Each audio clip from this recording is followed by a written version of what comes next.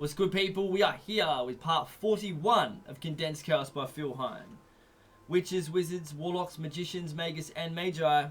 Let us continue speaking on the Chaos Servitors. This is part 2, defining specific intent. Here, you are creating the core of the Servitor's purpose, the statement of intent which is analogous to the Servitor's etheric DNA. Formulating the Servitor's statement of intent may necessitate a good deal of self-analysis into your motivations, desires, realistic projections of goals, etc. As in all sorcery operations, it is appropriate to use techniques such as SWOT, outlined in Chapter 5, or ask advice from your preferred form of divination. To continue the example of a healing servitor, an appropriate statement of intent might be to promote rapid recovery and health in such and such's name. Once you have determined the appropriate intent to form the basis of your servitor, the statement can be rendered into a sigil, as explained in the previous chapter. This example shows how the statement of intent was turned into a sigil, which, during the launch of the servitor, will become part of its form. Looks like a little cat with two triangles for a head. Number 3. Symbols appropriate to the servitor's task. There is a wealth of magical and mythic symbols which you can draw upon when creating a servitor, which can be used to represent different qualities, abilities, and attributes. And there is the symbolism of colour, smell, sound, and other senses to draw upon. To refine the program which forms the basis for your servitor, you could embellish the sigil by adding other symbols. As we see here, cat's now chilling in a hexagram. This illustration develops the healing servitor. Its core sigil has been placed within a hexagram and the number 7 has been added to it. Here, the hexagram represents balance, health, life enhancement, and solar qualities, and forms the elemental symbol of fire, representing healing fire, the burning up of fever, and water, representing expulsion of toxins through sweat, calming influences. The number 7 represents the idea of harmony. The entire figure forms the instructions for the servitor, which will be visualized as forming a part of it during its launch phase.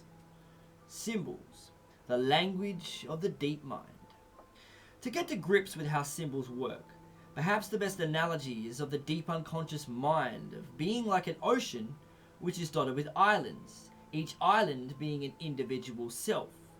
This analogy emphasizes how individuals, events, and images are connected at a deep level in contrast to the prevailing psychological models of mind, which tend to emphasize the division of the psyche into subjective and objective, inner and outer, mind and body. To extend this analogy further, the island of selfhood, from which arises our sense of being unique individuals of I-ness, can be likened to an iceberg, most of the mass of which is below the surface, that is, below self-awareness. This iceberg arises from the deep mind and is in continual interaction with it. Both iceberg and ocean are complementary expressions of consciousness. The iceberg is a mass of psychic structures which form from the internalization of experience into thoughts, feelings, memories, attitudes, and beliefs. There are those which we regard as uniquely personal, those structures which are formed through the process of education and enculturation which are social, and those archetypal images which are of a mythic nature.